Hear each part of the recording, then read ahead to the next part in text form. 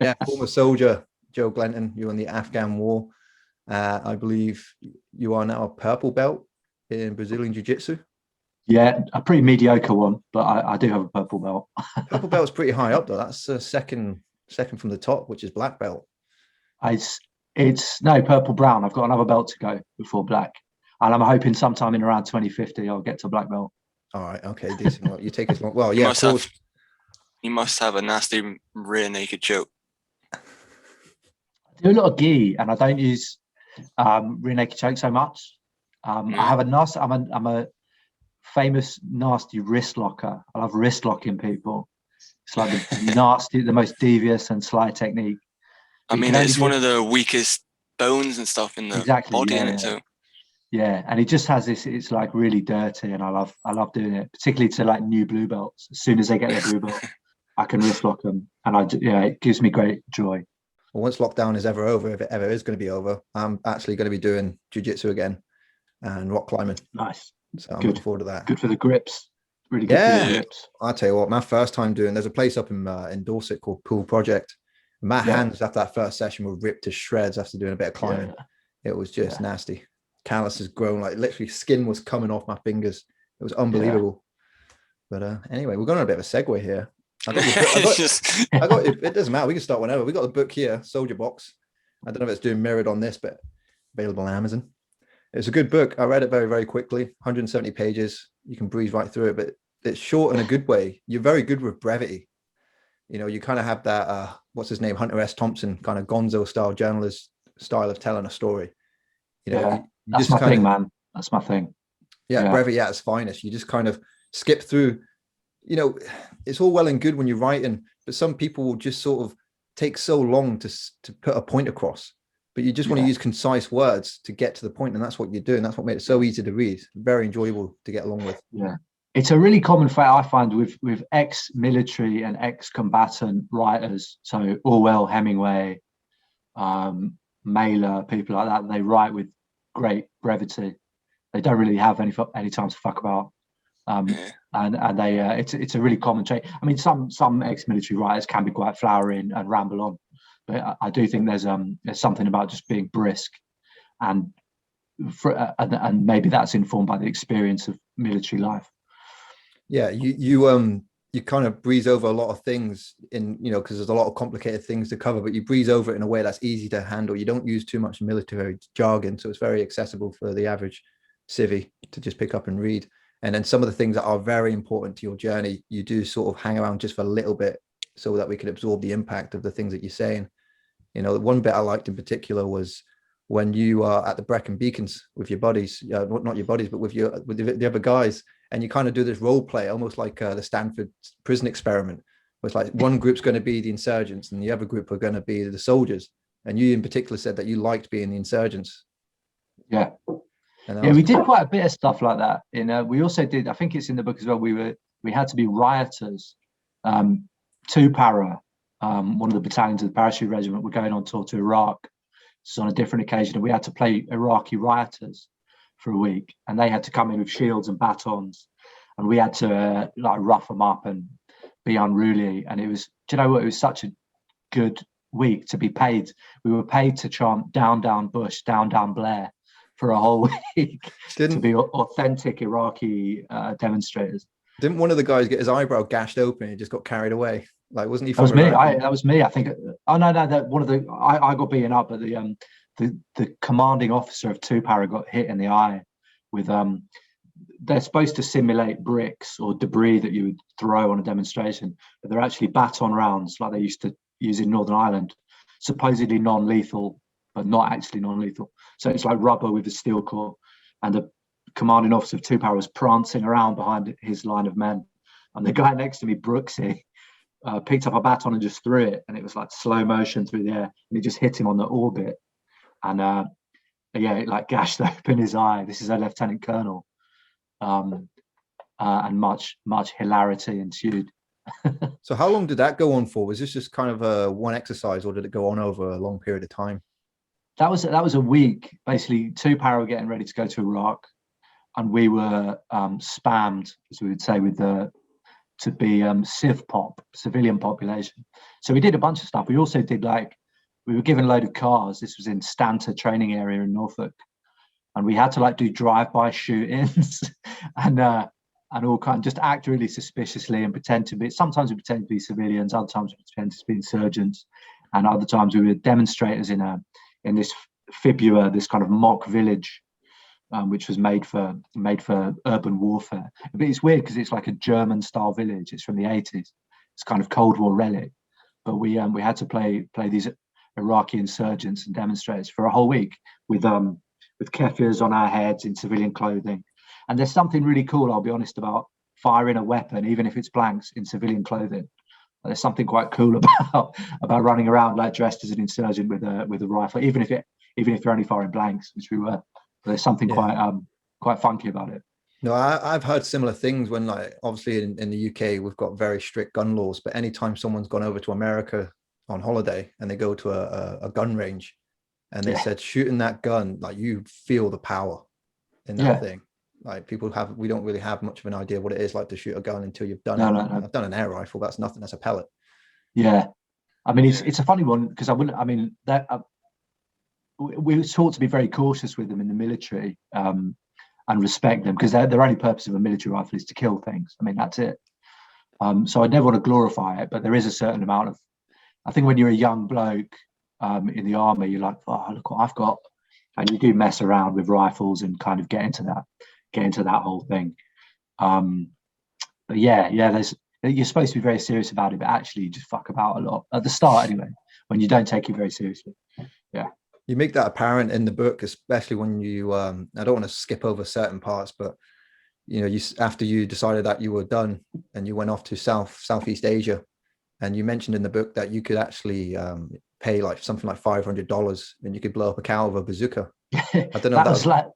I don't know. You could go on a firing range, and I did go on a firing range with two Irish lads, and I didn't touch any of the weapons because I worked with ammunition, and I was like, these grenades could have been laying there since Vietnam. You wouldn't want to mess around with them. But they were very happy with it. But then there were kind of urban legends that you could blow up a cow for $500 or machine gun chickens for a tenner and all this weird. Anyone who's backpacked through Southeast Asia would probably have come across some of these claims, which no one ever seems to have done, but everyone says they kind of met someone who did it. I would definitely not blow up a cow with an RPG personally. It's not like I'm a vegan or anything. It's just a generally in poor taste. On my way, but what's the enjoyment of doing that? I don't know. It's not. Yeah, especially for that price. You can imagine some brash American kids maybe wanting to go or brash British being like, oh, let's blow up a cow. It's not something which would appeal to me personally. I ran over my first pheasant yesterday, and it was quite a weird experience. I was driving back from Corby. I had to go to a funeral up in Glasgow, and it wasn't actually me driving on the way on the last leg. It was my uncle, and this pheasant we just saw coming over. The next, he had this bang, and I was like, "That's the first time it's ever happened to me, run over a pheasant." Yeah. So carry on. We have to carry on. The rule of thumb is you can't swerve. You just endanger yourself and have a driver, so you just have to keep going. But I wouldn't be able to blow up a cow. I felt bad enough just run over a pheasant. So yeah, that's like guilt magnified by about 20 times. Yeah. But I tell you, I feel bad when I stand on my dog's tail. Of course, that's your baby, isn't it? So I'm going to get this name wrong because it was the CAF. It's the Kandahar Airfield. Kandahar. Yeah. I've been making myself memorize that word for the last 4 hours, and my mum said, my mum's like, think of Kinder Egg. Right, okay. Kandahar. Yeah. Kandahar Airfield, yeah. Right. Kandahar Airfield. That's where you were based. Which is weirdly, it's Kandahar is a kind of bastardization of Alexander. It's named after Alexander the Great. Weirdly, Kandahar is like a local version. But yeah, it's a big city in southern Afghanistan. And we weren't in Kandahar, we were up the road in a big American-run military base. You mentioned it was the first time that the British were being deployed that far south in Afghanistan. Yeah, on a large scale. There had been some other guys down there before us. We took over from a smaller group, but mostly it was an American, Canadian, Romanians, Australians, a few Danes came with us. But it was the first big tour of the second part of the Afghan war when it got really messy. and we started to see all the IED deaths and stuff like that. So that was 2006 to 2014, I think, and we were the first battle group who went. You described there was being like projectiles, like missiles being, thrown towards the actual airfield itself. Bombs were going off. And the way you describe it, I can understand why that would mess with your head over a certain period of time. I can't remember exactly how you described it, but it was like a swinging noise and then a crash. Yeah, like, how kind of a whistle. Yeah, it'd be like one a week, one every 2 weeks. Sometimes it'd be more intense. But to be honest, I mean, mortars became when you get used, it's amazing what you can get used to. It would just be annoying after a while because they would normally be timed for a more of a disruptive effect. They weren't aimed particularly. It's just some geezer propped up an old mortar on a rock and pointed it roughly at camp. But it was more that it was at 2 a.m. and you have to get up and you have to go and check the area. So it was more that it was irritating in the end. Though towards the end of tour, they seemed, in my head at least, they seemed to increase and they seemed to be getting closer. And me and my mate who were due to end tour at the same time were like, oh, they're after us. They're after us, Tomo. as the in the closing stages of the tour. But is it like, do you think they got smarter over time? Or is it just more of a nuisance that they got? It's really just a nuisance. I mean, some people were hurt. It hit the dining facility at one point. The American dining facility probably blew up a load of fucking lobster and steak, which is what they used to eat out there. And then one landed near the dining facility, which I was a witness to, and some people were hurt in that one. But no, it's very, very low tech, and we were very far from the bulk of the fighting in Helmand. Mostly the limit of what back in and it's probably the majority experience of people in Afghanistan and Iraq. The tip of the wedge, the infantry, is very small relatively, but there's a gigantic kind of logistical tail, which is all the chefs, the mechanics, the supply people, all the technicians. So the majority experience was probably just getting mortared every couple of weeks or every week. So in a weird way, I mean, obviously it's quite scary at times, but it's actually a banality. In the end, it's just kind of part of the elevator music of being a rear echelon motherfucker, as they call it. Yeah. Over time, you just sort of become desensitized, don't you? Over time, Definitely. It becomes the norm. Yeah. And interesting, one other thing I thought was cool. Well, the comparisons between the British and the Americans. Like the American mentality was, if something had broken, you just order a new one. But with the British, it was like, we have to fix that. And it just goes to show the abundance of money that the Yanks have with their military. Gigantic, absolutely massive budgets.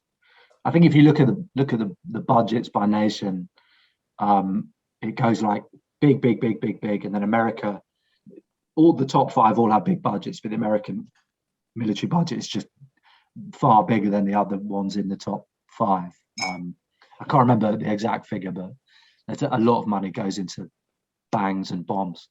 Yeah. And they're, like you're saying, they're getting lobster twice a week. They're getting like how many dollars? Well, they're getting $15 allowance every day, and you guys are getting a couple of quid. I seem to recall. I'd have to check this, but I want to say it was like $40 a day. You never know if something's the rumor mill, the squaddy rumor mill, or it's true. But it was obviously vastly more than we were budgeted for. I think you feed a squaddy at something like a couple of quid a day. Though we didn't pay for food on tour, we paid for food when we were in camp. But their entire infrastructure is vastly better than ours. And being the Brits, we used to go in and steal loads of cans of Mountain Dew and rob loads of gumbo and cookies, because that's the British military way, is to just steal things from Americans. Did they have red plastic cups? I can't remember if they did, but it was a dry camp, so they couldn't have had like a keg party. there was no booze. We managed to find booze, like good British soldiers, but technically it was I used to watch a program on BBC Three called Our War, and they had booze in there all the time. Was it American? They always had cans of cows. It was British. Maybe that was later on, because we were like the first tour and it was dry. I think and maybe later on it was Bastion. They built another camp. They started building it while we were there inside Helmand. But we did manage to get a few tins. The special forces guys just do it. They're like unimpeachable cowboys, and they do whatever they want. And they had a container full of booze, so we managed to sweet talk some out of I think it was the SBS guys with their big beards. We managed to get some tinnies of Fosters or something. Yeah. You describe them as being very boisterous, and a few soldiers that I know of don't speak particularly highly of the Americans when it comes to serving alongside them. Sometimes it can be a bit problematic, but everyone at that point in their life, they're very young, they're probably in their early 20s anyway, so they're just happy to be out and being individuals for the first time of their lives. But I remember you saying in the book that once you kind of went to places like Vietnam and Cambodia, like you'd be treated with a bit of hostility until they realized you weren't American. And you even said that the Americans themselves would carry Canadian badges on their uniform. Just very often. Yeah. And it's interesting because I think now that book, I look back on that, and I know loads of American veterans as well, from Vietnam to the wars I was involved in. And I think it's also, I mean, in Vietnam, the Americans obviously have a particular view of Americans and their legacy in Vietnam. But with hindsight, I see that directed at the British just as much around the world. It's very prominent. We've got this culture war in the UK.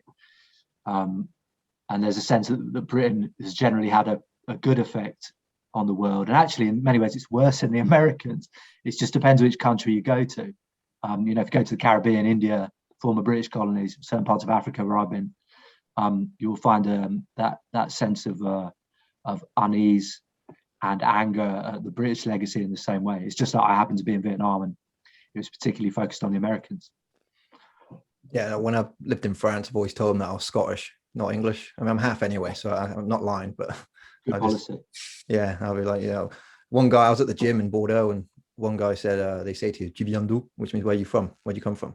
And I was like, L'Écosse, Scotland. And straight away, just looked away. I thought, what the fuck would have happened if I said I was English? It was just one of those situations. It's like there's some antagonism. There's some antagonism there. Yeah, and I think for a lot of British people, if you're not really switched onto the politics, you'd be like, why does that exist? But we're not really taught about really important sections of our own past. So there's a sense that we're actually quite well thought of in the world, and it's just not true. It's a weird one. People shouldn't be surprised.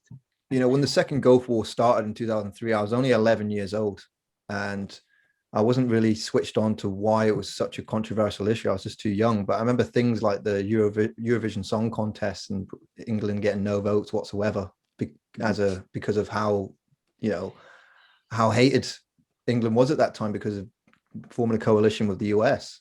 So at a very young age, I started to get an idea of like, I don't think anyone outside the UK really likes us right now. So because of that, I've always carried that knowledge whenever I've gone abroad and just sort of said, well, I'll be a bit careful when I ever say my nationality. Yeah, like I don't know that it's I'd be ever you meet loads of hostility individually, but I think there's a type of Brit, isn't there? There's a type of Brit who kind of blusters about how great Britain is and condescends people. And I think people are conscious that you might be one of them until they know. I think also it's another British thing to think everyone outside Britain is slightly standoffish, and I don't think that's true. Wherever most of the other places I've been in the world, people are far polite, including Afghanistan. People are far politer than Brits on the whole, I would say, and more welcoming. Yeah, it is a difficult one because, I mean, this is going to be quite a complicated one, but in the UK, there's just like most other countries, like America, like France, there's this population, vast majority of the population are very patriotic and have these kind of like nationalist views, that the history they've been taught is to say that, we're this once great empire. But then it doesn't take much to see that that's not really, there was a lot of colonization going on, but it was a lot of people who suffered because of that. A lot of these smaller sovereign nations who had their own kind of systems in place, and they didn't necessarily want to adopt the economic structures that maybe America had or the UK had. It's like, no, we're going to do our own thing. And the next thing you know, they're considered an enemy by the world. And I'm kind of paraphrasing a lot of what John Peel just saying, like Indonesia, for example, they so I can't remember. Hang on, so something's coming up on Zoom. I don't need that. Right. For example, in Indonesia, there was the PKI, I think they were called. They were basically the Communist Party in Indonesia. And they were it was a genocide that was going on, and they weren't necessarily communists. They were just wanting to kind of fulfill their protect their sovereign nation and look out for themselves. And then you've kind of got the Americans and the Brits coming in and patting this dictator on the back. I can't remember his name. Was it Sahana? Suharto. Suharto, that was it. Or Sukarno. There are two, and I always get them mixed up. Yeah, so Suharto's coming along, and he's getting pats on the back from his pals back in the West, because they're saying, "Oh wow, you're bringing in the Indonesian market into the global market. Well done, you're doing such a good job." And then I can't remember how many tens of thousands of deaths were because of him. You know, brutal, absolutely brutal. You see, there's a tendency, and you saw it with Vietnam as well, where in the context of the Cold War, lots of things we didn't like were branded communist. And I don't think the opposition in Vietnam would be completely accurately branded communist. Obviously, they're on the left, they're kind of Maoist, but it was also a nationalist struggle. It was like self-determination, but it was branded communist, and lots of other anti-colonial struggles were branded. They may have had those currents, those tendencies within the struggles, but I think in most of those cases, it was wrong to say it's the communists versus the West. It's just cliche, and it's not accurate. It's honest. But I think the interesting thing now is that there's a generation of people, the Cold Warriors, who've started trying to, now communism is dead, it's gone, get over it. They've started trying to rebrand, like Trump was really good at. In fact, even like centrists in Britain were like, Jeremy Corbyn is a communist. Like, he's the least communist man I've ever come across. He's like an old-fashioned Labour politician. But there's a sense that they're trying to rehash this idea that there's this like enemy within that's trying to ruin everything, even after communism has died. I mean, when a word used, communism they mean is gone. Yeah, that's what I mean. When a word's used too broadly, it loses all its meaning. That's the issue. Yeah. And based on what limited knowledge I have on these sort of small sovereign nations, I kind of see a pattern, especially in the wake of the Second World War. You get, whether it be Vietnam that was once ruled by the French, and then the Japanese, they were fighting against these oppressors in their mind. Mm-hmm. And then there's suddenly this free, very, recently freed nation in 1945. And it's like, right, okay, we're going to reclaim our sovereignty, blah, blah, blah, blah. But then you've got these two superpowers trying to not necessarily bribe them, but try and entice them with these options. You've got the Russians coming on one side, you've got the Americans coming from the other side. The same thing happens with Latin America, or again with Indonesia. They had the Dutch sort of colonize them. And then once they kind of push out these oppressors after the Second World War, these other superpowers come along and they're like, oh, we'll give you these things if you promise to do this for us. And it just, it's an absolute mess. Shouts greed, doesn't it? Greed. Yeah. And it's basically, it's those two divergent ideologies, but I don't think they are like American capitalism and Soviet communism. I don't see a massive gulf in terms of being authoritarian and oppressive, but it's their conflict expressed through these other, by proxy wars expressed through these other peoples. And so the Soviet Union is funding one side, the US is funding normally extremely far right fascist type forces on the other side, leading to horrific. I mean, South America is a really good example. When you look at the struggles in South America, absolutely horrific. In Chile, where there were literally concentration camps. And it's basically a struggle between two superpowers, but the victims are the people caught in between. So neither of those sets of ideologies has a clean conscience. Yeah, because they're after the same thing, the natural resources. I remember seeing a story about Bolivia. I can't remember when this happened. It might have been in the 60s, it might have been before, but these big companies, foreign companies are coming in and they're trying to, and the Bolivian government is trying to sell off, privatize, their water supply. And in Bolivia at this time, they're making $60 a month. And now suddenly they're going to have to pay $20 a month just for their own water, which was originally nationalized. You're seeing what's happening in Venezuela. I was looking at Venezuela quite recently. Something like a burger costs 20,000 bolivars. I don't know if they've changed their currency recently, but it was something like 20,000 bolivars, yet the monthly wage is 60,000 bolivars. Yeah. And it's like, it's insane. It is people that suffer because these private companies are trying to get a little bit of extra cash based on some extra supply. And it's like, yeah, it's pretty grim.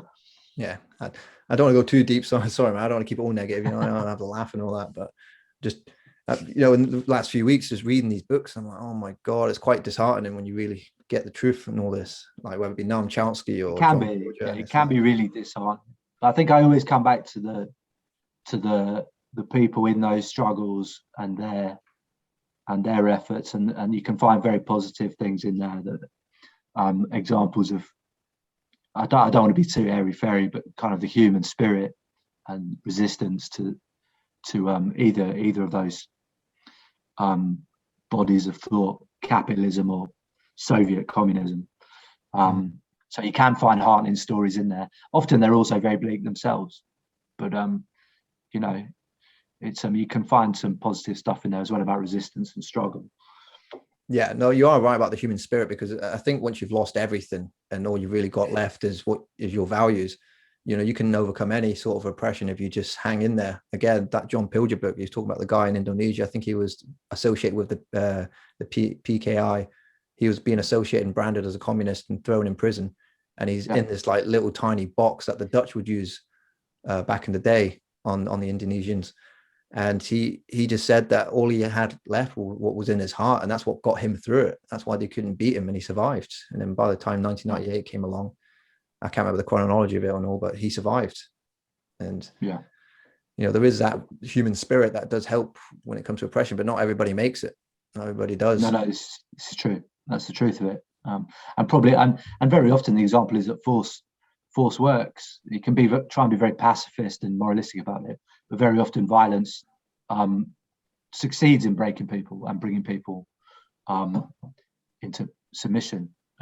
It's just, that's as a, not that I'm a Maoist, as Mao said, power flows from the barrel of a gun, and there's some truth in that. It's not the only form of power, obviously, but there is some truth in that, in those sentiments. Yeah, you know, some of these companies will come along and offer to buy a peasant's farm for say $50,000, and to them that's like they're sorted for life, maybe even an extra generation. But then 3-4 generations down the line, their whole nation's suddenly like in poverty because they've lost their resources, their farm, that agriculture that belonged to them is now owned by I don't know, Monsanto or whoever.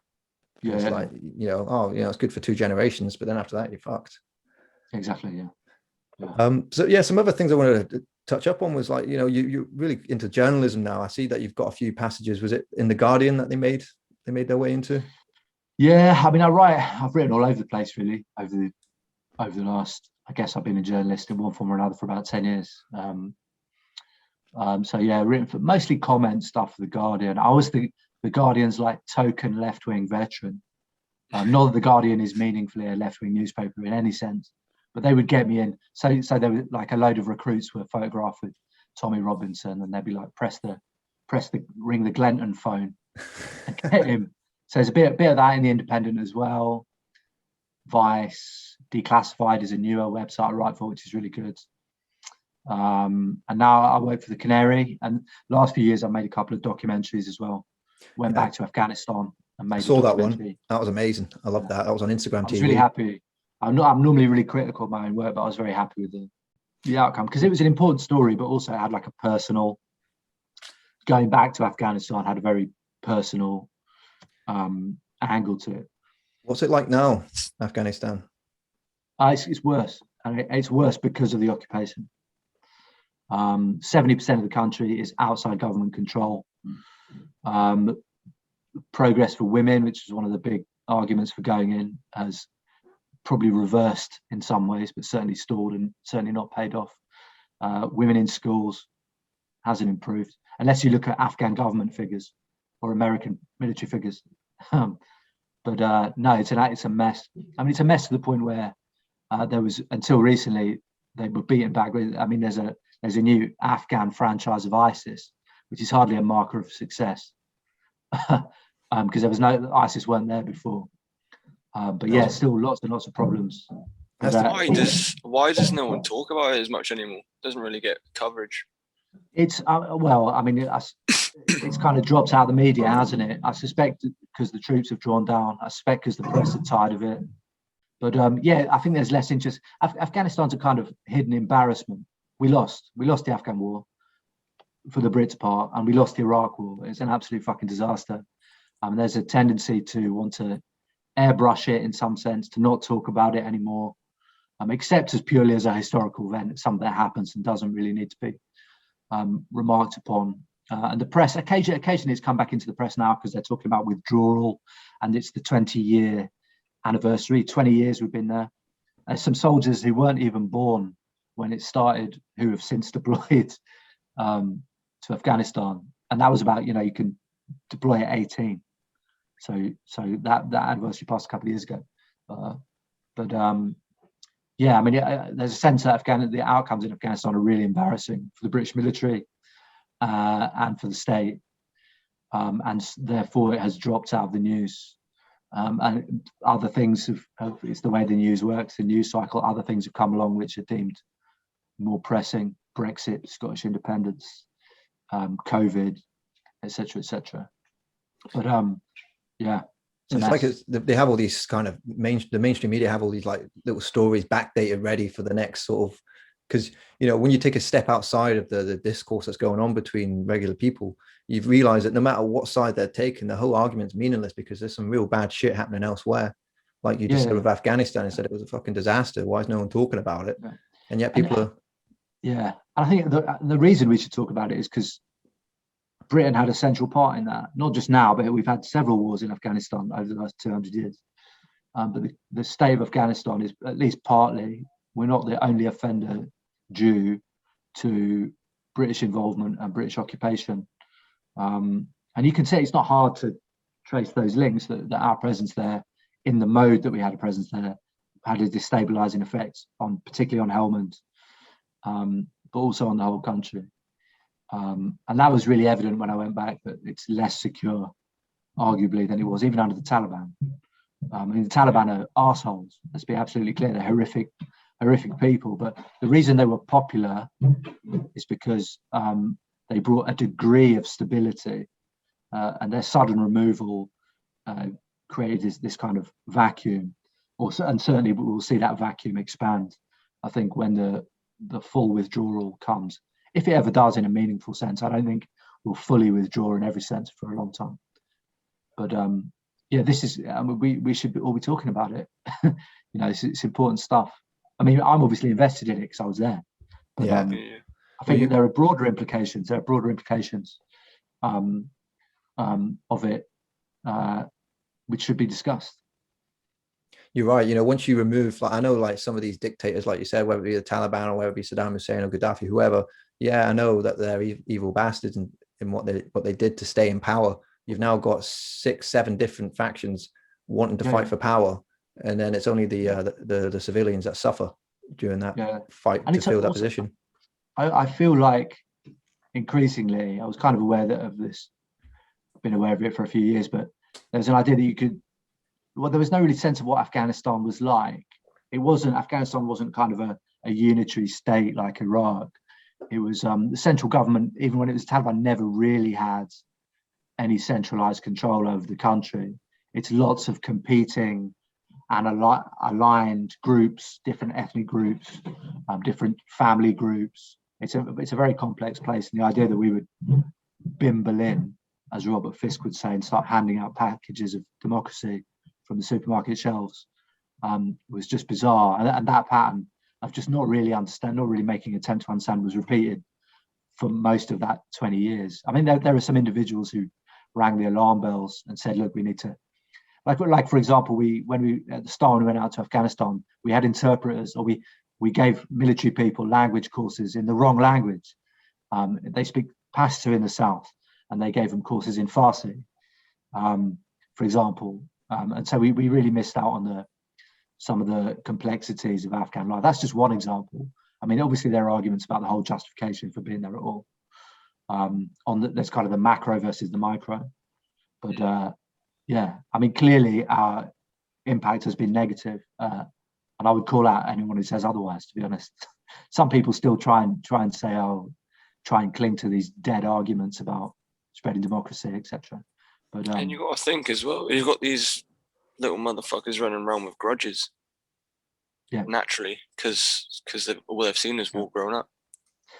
And I think it's important to understand that I think generally it's another example of bad reportage. In the press, the people we were fighting were always framed as the Taliban, anti-coalition militia. And actually what we were dealing with was just military-age men, some of whom were connected to the Taliban, some of whom weren't, who didn't want us trampling through their fields. It's not like there's some coherent, it's not like a Bond Bond villain where the Taliban has sat around a table in a secret volcano. There's just people are armed, people have access to weapons. Young military-age men, by tradition, will ward off intruders. It's kind of how Afghanistan works. And so to frame everyone who's shooting at us as Taliban is just empirically wrong. It's just wrong. Loyalties don't work like that in Afghanistan. Someone could be working with Taliban one day and working with a drug lord the next day. And then they could be defending what they feel is their own turf, which we've infringed upon the next day. So the complexity of that conflict was often boiled down to like the good Brits versus the horrific Taliban who have 9 heads and eat babies. And actually the truth is just infinitely more complex than this kind of fairy story which we get. That's why it does it does me in when the mainstream media, especially around that 2003, 2004 time, they try and make it look so black and white, good versus evil, when really, like you just said, exactly. These communities, they consist of a lot of mercenaries that are just going to work for the highest bidder. Yeah, well, and ours as well. We have loads of private military people out there as well doing various dubious things. We've had trials in connection to that. But yeah, I mean, it's like any country, it's an incredibly complex place. There are competing interests and different groups of people. I don't like one thing which recurred was that a load of Brits would turn up, not knowing from their arse from their elbow in some Afghan village, and they'd try and like commune with the locals, and the locals would say, that guy in the village over there, he's in the insurgency. And what that actually meant, this was repeatedly what happened when you look at the accounts, was that guy was a criminal rival, was a regional rival. That guy had killed the first guy's brother 20 years ago. And we ended up, this happened in Iraq as well to a degree, kind of fulfilling local vendettas out of sheer ignorance and just a lack of understanding of the human terrain, they call it. I don't really like the term, but of just the context and the complexities of local life. But this was always framed at home as our brave boys versus this group of psychopathic killers. And actually that just doesn't bear on the reality of either of those wars, but particularly Afghanistan, which is probably more complex than Iraq. Yeah, you said that in your book around 2006, you went on leave for about 2 weeks, and seeing what the mainstream was putting out there, you were just shaking your head. You're thinking that is not what was happening back then. And it's not just exclusive to the Afghan war. It happened, I remember watching the Vietnam documentary that's on Netflix, that 20-hour long one. I've watched it twice. Ken Burns. That's the one. And the soldiers themselves were saying like they were losing that war, and they come home and, the generals or whichever position these guys were in, will be sending back the stats saying, oh no, for every like 3 soldiers that we lose, we're killing 10 of them. So it's a success. Body counts. Yeah. I mean, that was the dominant metric in as Vietnam fell apart, was just body counts. And it didn't really matter who it was. It could be some villager, some kid, as long as there were bodies mounting up. Yeah. Could have been a Southern Vietnamese ally, and they still count it. Yeah, it could have been anyone. And it's, I mean, in my new book, I'm talking about, there's a section where I talk a lot about Vietnam. I talk about there's something called the spitting image, and this is it's part of a narrative of like betrayal, the stab in the back by the civilian population. It's the idea that our brave boys went there and then they came back and they weren't appreciated enough, which was actually completely concocted. It's concocted by Nixon. But one of the central images of that is the idea, it's usually a woman or a hippie spitting on the returning veteran, which is empirically disproven. It's a right-wing fantasy. Because very often the veterans were in the streets with the hippies protesting. But it's always interesting that it's a woman, because it's really weird. It kind of connects the idea of women being wicked and subversive, and it connects this wickedness with like fluids because there's spit. But something similar has been reenacted in this country as well. This idea of a stab in the back by an enemy within. It's like the communist thing again. Whereas actually the truth is there was a stab in the back, but it was the generals and the politicians at home, not hippies or communists or woke people or any of this crap. Yeah, you said that in the book as well towards the end. It says, you're not particularly concerned about the guy on the other side of the battlefield, but the ones back and further back, the ones that are sort of orchestrating this chaos, their own gain, for the gain of their corporate bodies, because to them it's like a game of risk. It's like, oh, I lost a piece, never mind. That Yeah. piece And is, it's like I was when I was still in VFP, and someone will have been involved in this. There was a really interesting moment where a bunch of Northern Ireland veterans met a bunch of ex-IRA combatants who'd been prisoners. And I didn't go on the island trip to do this, but I know I was there when one of them came over and spoke. And do you know what? They got on like a house on fire. And I think there was a sense that had those guys been born in Durham instead of Derry, they would have been in the IRA as well, and vice versa.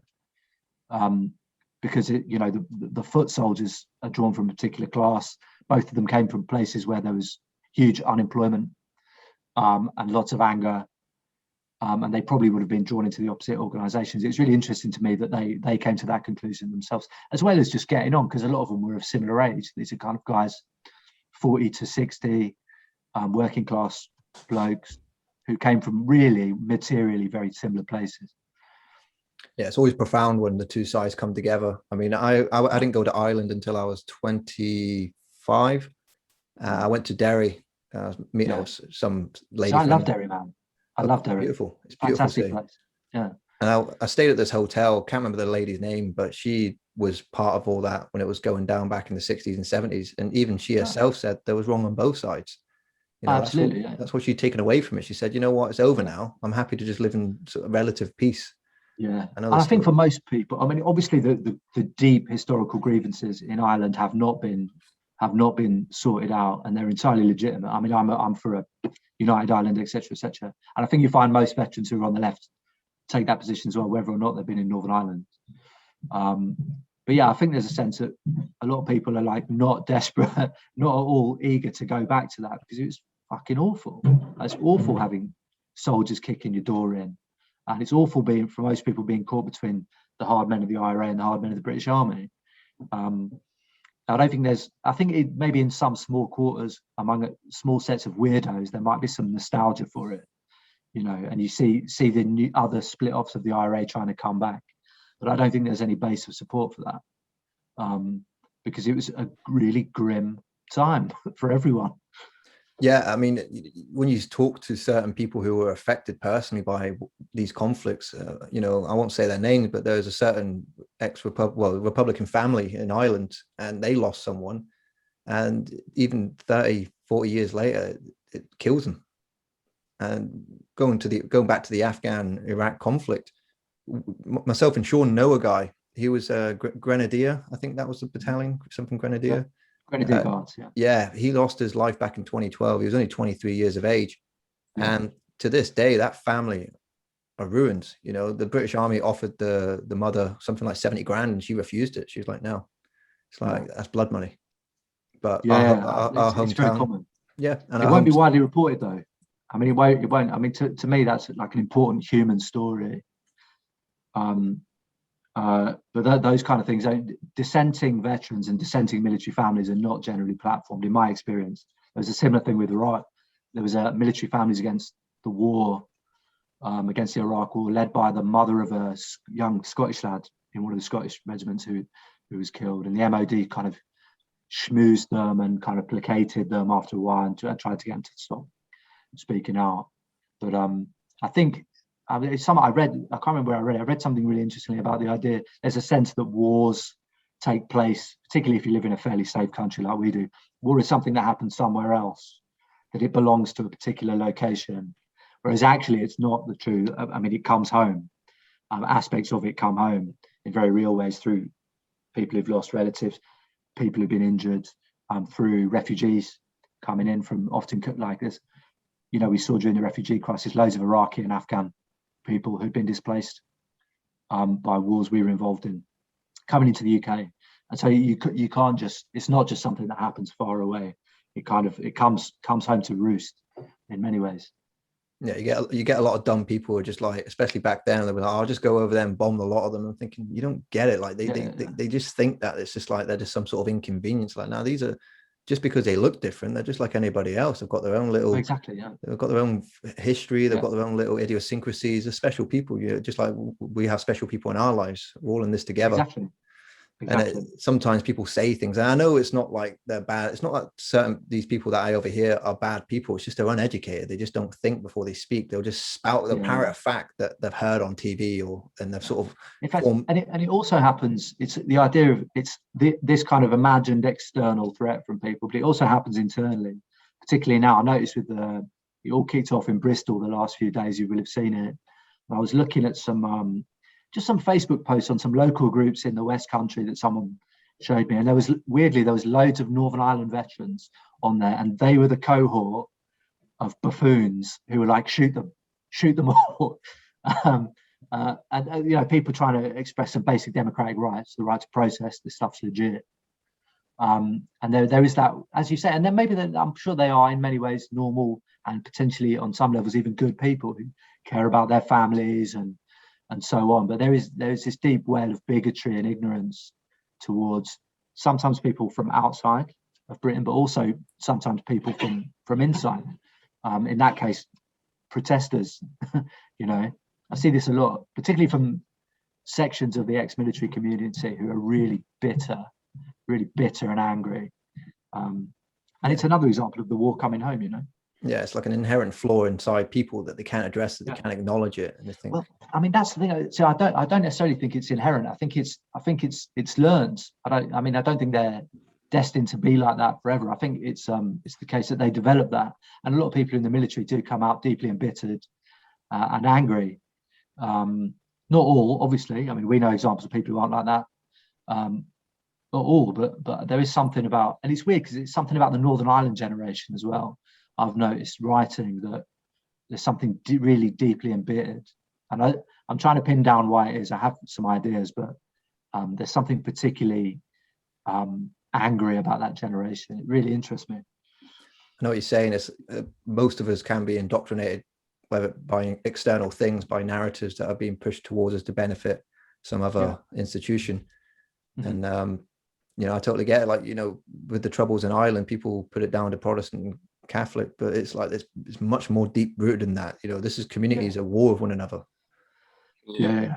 And it goes back. I think we're the generation of. Sorry, carry on. No, go on, mate. After you. I think we're the generation of, instead of being angry at war, happy at war, we question war. We question why. Yeah. More questions. Yeah. I do think it's interesting when I look at the generation. I mean, I just qualify as a millennial, but when I look at the younger people now, I'm much more critical. People in their 20s, much more critical than I was even. It makes me feel really old, to be honest. But much more critical than I was, I think. And my cohort, say the guys I joined the army with, we're getting there ourselves. I mean, with myself and Sean are 30 next year. And even we're starting to feel a bit out of touch with the youth because of, like, I don't know if it's like some sort of Moore's Law thing or the digital age, but we're sort of, technology is just going so fast that I don't even really can relate to the 15-year-olds of today. My nephew's 15. Yeah. They're into their TikTok and their Snapchat. And I'm like, what is this? I'll see the meme joke. I'll see jokes on meme pages. I'm like, I don't get the joke. How is that funny? Yeah. It's getting old, lads. Getting old. Welcome. I mean, we're in limbo. Yeah. But yeah, with that last generation, we had a childhood that was not part of the digital world that is today. But then as we came of age and got into our sort of late teens, early 20s, we became part of that. But my nephews, I did this in a previous podcast, I call them generation hashtag. Yeah, because they were born into that world of technology. And so I can remember like huge phones that was like carrying a brick in the 80s. Which then went away and didn't come back till the kind of late 90s, and then we started to get little small phones. Nokia with Snake also, on it. Yeah, exactly. Just Snake, and you could ring and text people. Yeah. Yeah. It was considered. But then I've seen them get really big and really small, and then really big again. Yeah. Well, my mum was telling me, like, when mobile phones started becoming more commercial in the mid to late 90s, it was considered an embarrassment to be carrying this big brick around with you, and then people would brag about it. I mean, I remember when Bluetooth. And now they're like flat screens. Yeah, it's like a table now. It's like these Samsung Galaxy phones are preposterous. Yeah. I remember people used to laugh at people that using the stylus on their phones. People laugh at that now. Yeah. That used to be modern technology. You see like a Remember Blackberries as well? It was like an actual laptop. They were amazing. Yeah. They were amazing. I don't know why that died, because that was so practical. Like you had your keyboard Maybe in it'll your come hand. back. I hope it does come back, because I'm pro BlackBerry. I don't care what anyone You're says. still going to be talking about Blackberries in 20 years, isn't you? Yeah. But it'd be weird if it came back, because it would be like nostalgia, but it was only like 10 years ago. Yeah. So it'd be It's like crazy. rapid nostalgia. That's happening now. You're starting to see 2000s nostalgia creeping in now. Like there'll be pictures of Barry Scott and Balamory and all that, saying, "Remember this? Yeah. That was last year. What are you on about?" Even 10 years ago, what's the is it called the teens after the noughties? I don't know. The 20 But, teens. Yeah, I don't know. Yeah, like like that, 2011, 12, 13 music's just creeping into my head now. It's crazy. I'm not on board. Yeah, we're old, man. We're old. You're not on board with that. But no, it's just heavy subjects, man. My mind's going numb. But we're coming towards the end now. But there's this one segment we always do at the end of the podcast, is ask our guests their favorite movie or TV show of all time. So no pressure. Ooh, big one. Yeah. Favorite movie? I'm going to go a war movie, because it's kind of on theme, and I think the best war movie ever made is The Thin Red Line. Which is long and not at all like guns and helicopters blowing up or any of this shit. That has a bit of that, which is a really long with a brilliant. It's got Hans Zimmer score, an amazing cast. Like everyone famous is in it. I think George Clooney pops up for like 5 seconds, and then like Woody Harrelson's there for like 2 minutes. But it's really good, and it has like a quite strong anti-war message as well. The main guy is a deserter who doesn't really want to fight, and they bring him back. But brilliantly shot, brilliantly scored, really powerful and quite long. It's not like just like a shooting fest. So definitely that. TV, man, I don't know. That's a much harder one. What about a film everyone loves that you hate? A film everyone loves that I hate. Jerry Maguire. I don't even know if I've seen that film. Probably I'm not a big fan of most of the Marvel stuff. I get that. With the exception of like Black Panther. Black Panther I thought was quite good. There's the other one, Guardians of the Galaxy. I didn't mind that one. I thought that was pretty good. That was pretty good. I think I'd reshoot Batman with Bane as the hero, because I think Bane is the hero of that. The one with because Batman's just like a fucking conservative wet dream. Yeah, give him a deeper voice as well. Like I can understand him. He's like a billionaire, and he's worried about like small scale crime. Yeah, a billionaire with boomerangs. Yeah, and Bane was like a revolutionary who wanted to come and turn the whole thing on its head. So I'm kind of for Bane. I like Bane. He should have his own series. Yeah, no, Bane was cool, and Tom Hardy killed it. He did sound like the Mr. Kipling man a little bit, but a little bit, yeah. I actually recently I quite like The Mandalorian after loads of disappointment. Yeah, because I was a Star Wars fan as a kid. Loads of disappointing films, except Rogue One. Yeah. But I really like The Mandalorian. To be honest, that's great. What did you think of the End Series 2? Have you seen it yet? Yeah, no, I have. I wasn't sure about it, but I'm kind of coming to terms with it. I thought it was a strange ending, but it left it. It almost sounded like. I mean, I don't know if there's going to be another series of Mandalorian. It seemed to close it off, and I kind of wanted another series, so we'll have to see. Yeah. Apparently, there's this whole civil war going on with Lucasfilm. Again, maybe it's just because everything's getting politicized for the sake of creating this discourse between people. But you got like the whole Kathleen Kennedy section, pushing the woke, kind of pushing the LGBT thing, and then you've got Jon Favreau that's just trying to keep it back to its original themes of the fan service. But I don't know, maybe it's all made up just to get people arguing. Who knows? They probably all get along fine. I noticed there was a row over Indiana Jones. The next Indiana Jones apparently won't have Harrison Ford in it, but I've literally spotted that and skimmed it. Yeah, I'll boycott that then. Yeah. This is a controversial view. I like the fourth Indiana Jones film.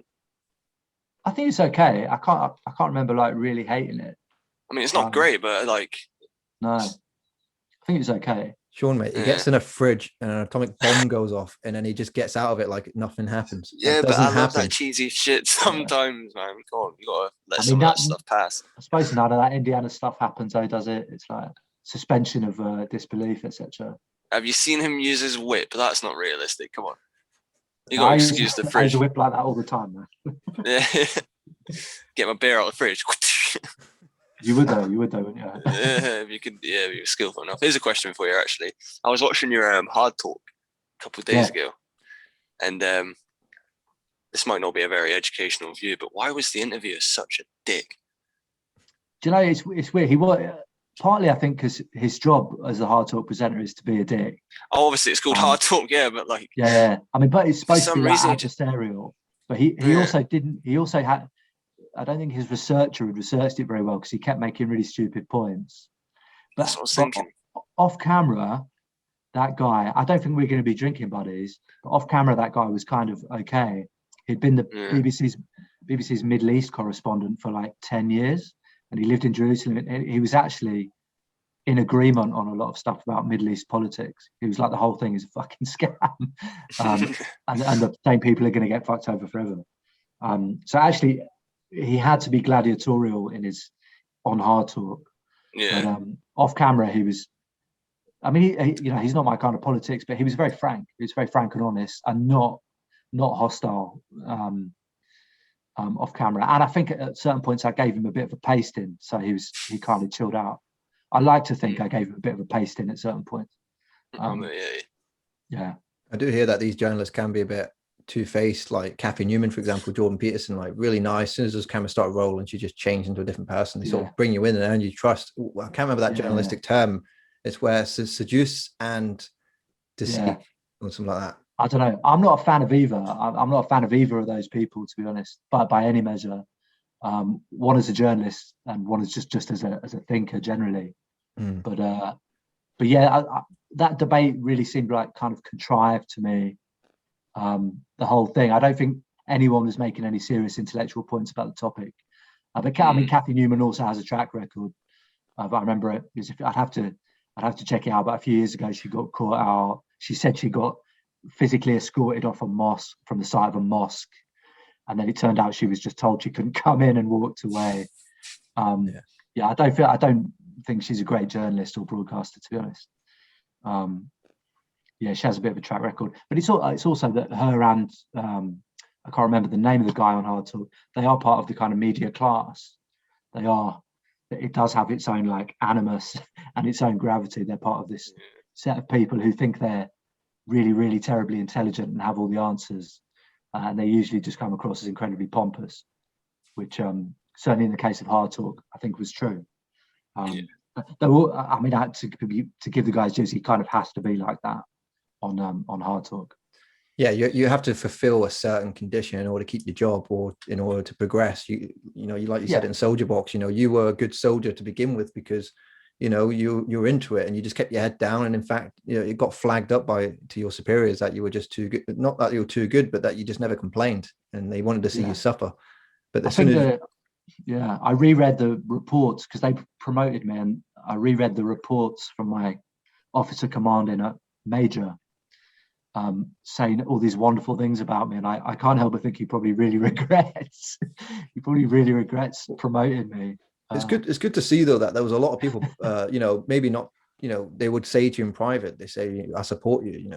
At that time when you're doing that protest there was near Nelson's Column, and the protesters are sort of formed like this ring, and they were going to arrest you at one point, but the NCO, whoever, was just like, no, because they actually believed in your cause. You had a lot of people, even if they don't say it to your face, there were a lot of people that supported you during that debacle. And there's a lot. It's trying to what I'm trying to do with the next book is there's a sense that everyone in the military is by default right wing, either like some kind of conservative or much further right, particularly veterans, but also people in the military. And it's just there's no historical basis for that argument. It's just not true. And I've found and interviewed loads and loads of people from all three services, from different eras, from World War II to now, to talk about critical ideas and radical ideas, and try and distill a kind of a veteran's identity, which doesn't just involve wearing a fucking blazer and medals and shouting about shooting protesters on Facebook. Like there are people who've been in the military who still have functioning brains and do have critical ideas and do question capitalism, the state, war, etc.